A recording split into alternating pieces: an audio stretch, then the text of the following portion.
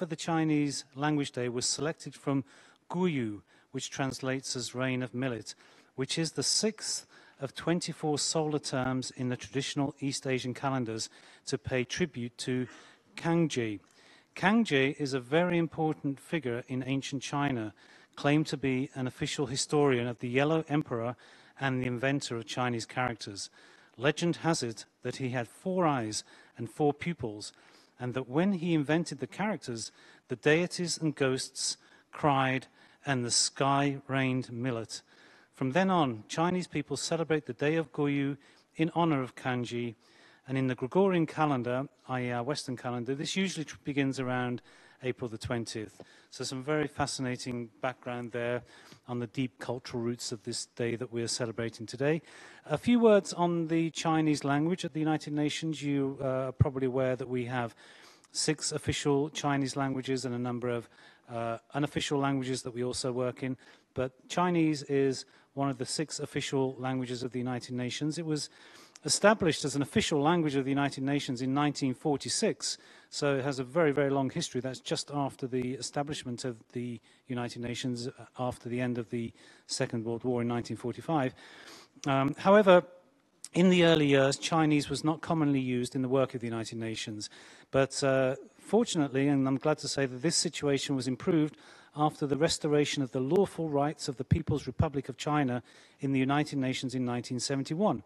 In 1973, the General Assembly included Chinese as a working language, which was followed by the Security Council in 1974. And now we find that more and more UN officers and staff members work with the Chinese language. We do actually have an absolutely fantastic language program here at the United Nations for staff to avail themselves of. And I know from colleagues that Chinese is one of the very popular languages. So it's obviously a language that many non-native speakers are keen to learn.